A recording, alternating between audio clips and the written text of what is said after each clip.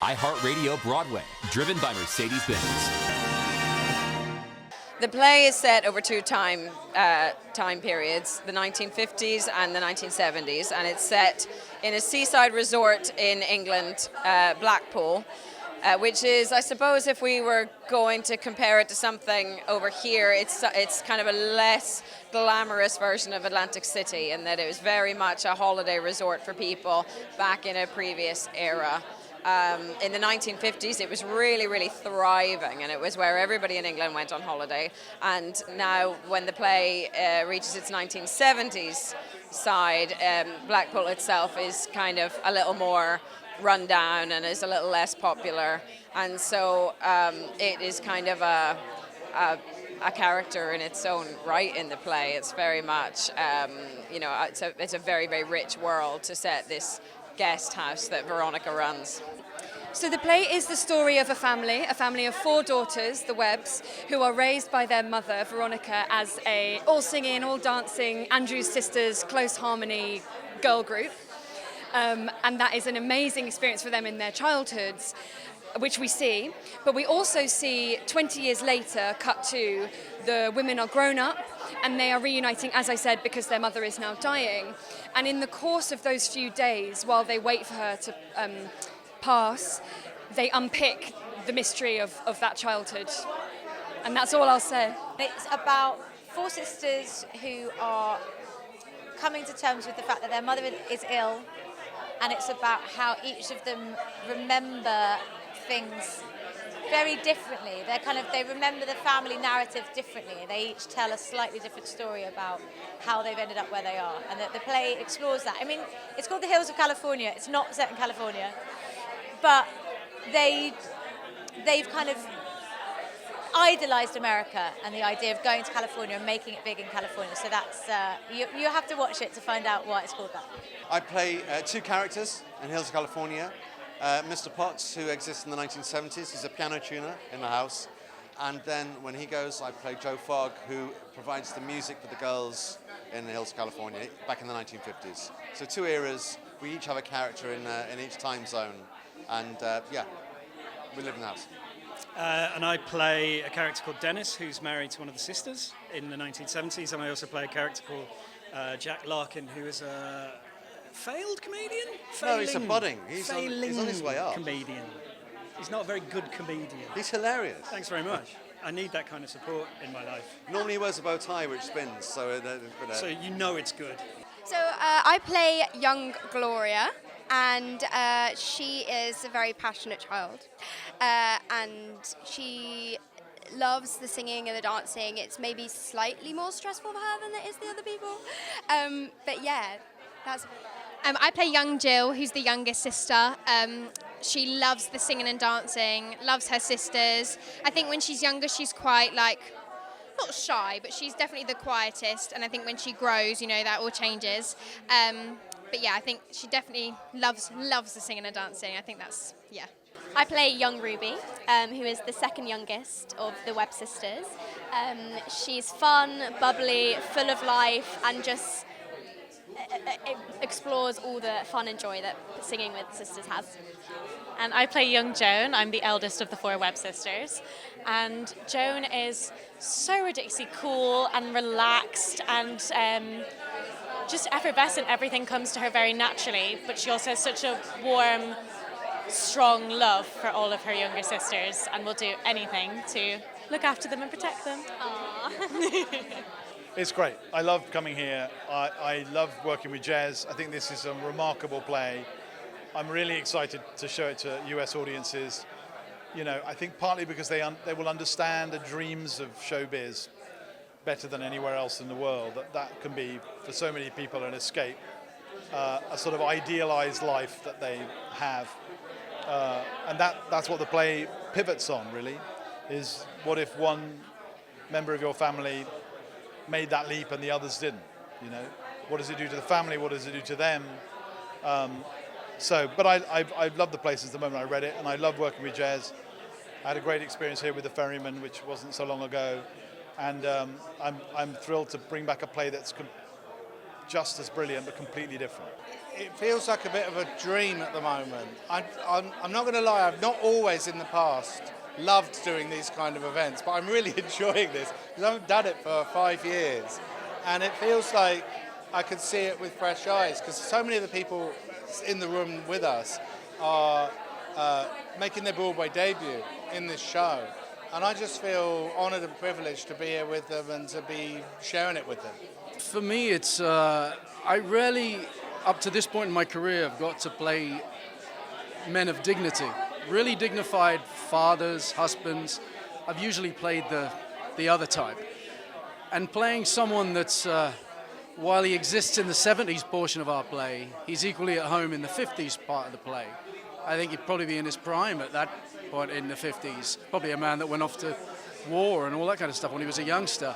So he's somewhat old-fashioned, or a good vintage, let's say that. He's not old-fashioned. So it was kind of fun to play someone nice, actually, and a little bit challenging. I think I've got there now. I think I'm there. But it took a bit. But yeah, it's fun. What drew me to the play? It's Jez Butterworth and Sam Mendes. I mean, they could literally be like, they're casting the dictionary. Do you want to be the letter F? Yeah, and I'd be like, yeah, of course. Yeah, you wouldn't do it? Well, yeah. So, no, but it's like, and the character that I'm playing, he's kind of the person who turns the plot. And that's always fun to come on stage and be the guy who stirs everything up and then gets to leave, you know. So, yeah, so it's fun. I have never done a drama like this before, so I'm very excited to be doing my Broadway play debut in such a fantastic show. And I play a caretaker, and I am able to, we all experience death and dying in our lives, and so I'm able to take from my own experience of what it was like to be a caretaker or to have one or to work with one, and I'm trying to really, think about what I needed at that time and really do that and really honor that and honor those people who are helpers and who, put aside their own lives sometimes to take care of you at your lowest and hardest point. And so I think that's really special, and I'm trying to really give that weight and honor that position. Yeah, and just to clarify, I would do Dictionary, the play with Jez and Sam. I just wouldn't play the letter F. Oh, that's fair, because that's my part, so why would you try? I'm not an F, I'm more of a G. You're totally more of a G, yeah. Collaborating with Sam and Jez has been, I hate to say it, I sound like Miss Congeniality, but it has been everything that you would hope and dream it would be. They are giants. They are giants, and it has been my great joy and privilege to be in their company. Gosh, it's been brilliant. You were from the beginning, weren't you? Yeah. We did workshops for the play in sort of June 2000. I didn't do the first one, but yeah, I came in September. So we had the experience of doing that. What's been really exciting now is it has a different energy. It had a wonderful energy in London, but it has a different energy now, which has just really lifted it up by having the American actors, the New York actors coming to work as part of the team, and that's been really great. Yeah, it's really given it a lift, and we're very excited to get the chance to do it again. It's great. Yeah, it's a rare opportunity that a playwright gets to kind of take something that is already working and sort of refine it and just have kind of luxury fiddling. So it's luxury fiddling. Luxury fiddling. Yeah, we'll leave the luxury just fiddling invented. You're welcome. Yeah. So the luxury fiddling has brought elements out of the play that were in there, but Jez wanted to just, and as Brian said, it's very brave to not to mess with what already works, basically, yeah, to not let and things to make it stronger. Yeah, make it bigger and better. It's great. You never sit back on it. You always try and push it further, and that's what's happening. I was sent one scene, and I did a tape. We did an audition tape, and then Sam and Jez saw the tape, and they asked me to come in and meet with Sam, and then I was sent the entire play, and was so excited to meet Sam and discuss it. It was immediately obvious that it was an extraordinary piece of writing.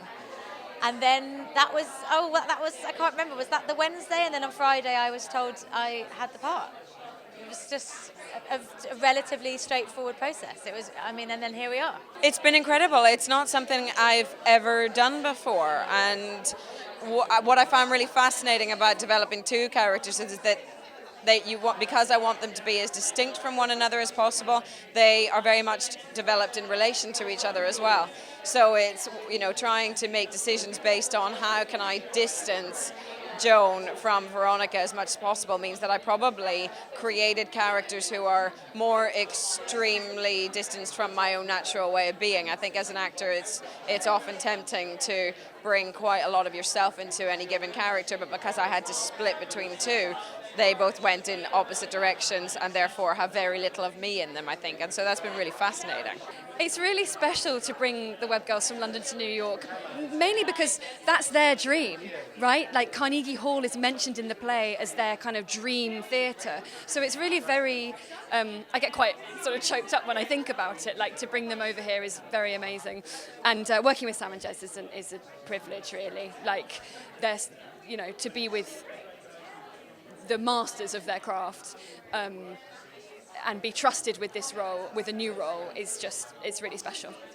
Oh my goodness, it's been such a privilege. I think even when we all found out that it was going to go ahead, it was such a surreal moment for all of us, because getting to be a part of this play at all has been such an honour and a privilege. I think I speak for everyone in the cast when I say that.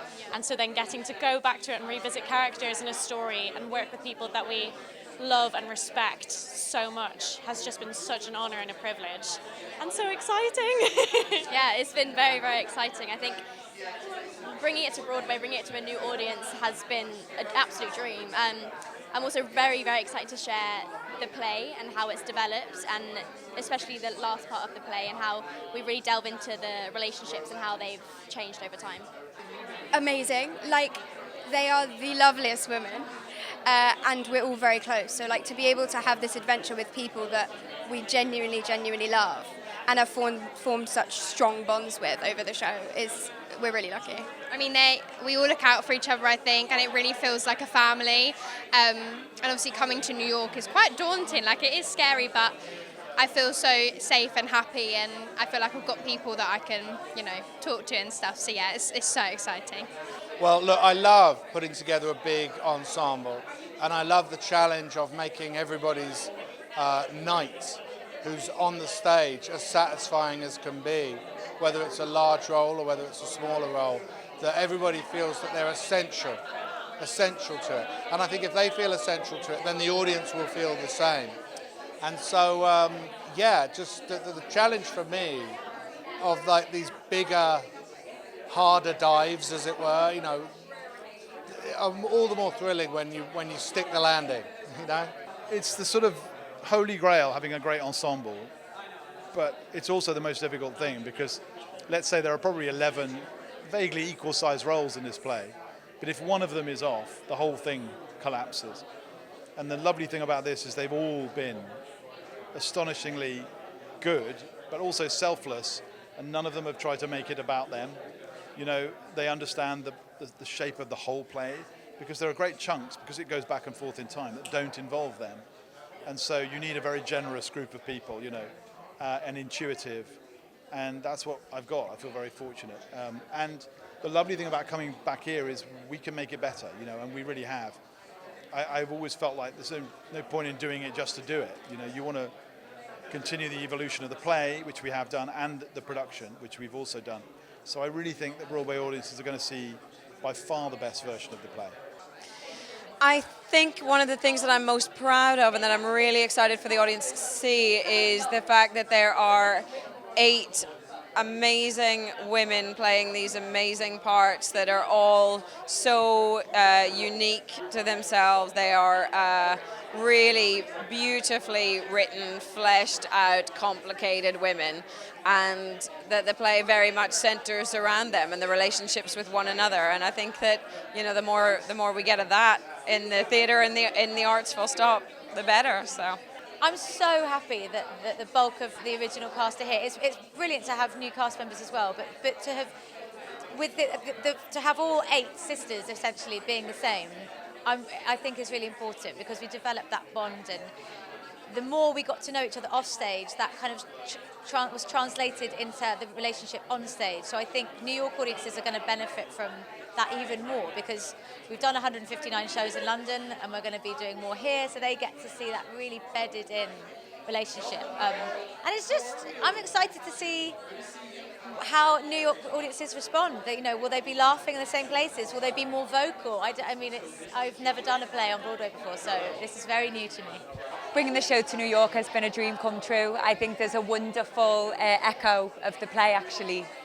These 4 girls who are desperately trying to make it, desperately trying to grab the American dream, and I think it's not lost on any of us that we managed to get to Broadway with this play. We were so excited, weren't we? It was unbelievable. Yeah, it felt so surreal, like getting the phone call and being like, oh my God, it's going to happen. Like, it feels so lucky. I was on a high for like a month. Well, I did have to learn a dialect, and it was quite difficult because I was so excited to meet everyone and to, you know, make friends, but there was a lot of this. Say it again, because I had no idea what they were saying. But I'm getting used to it. And, you know, you've got this one who lives in America but is from England, so you're having the best of both worlds, aren't you? Yes, I'm flattered to be piled in with the Americans.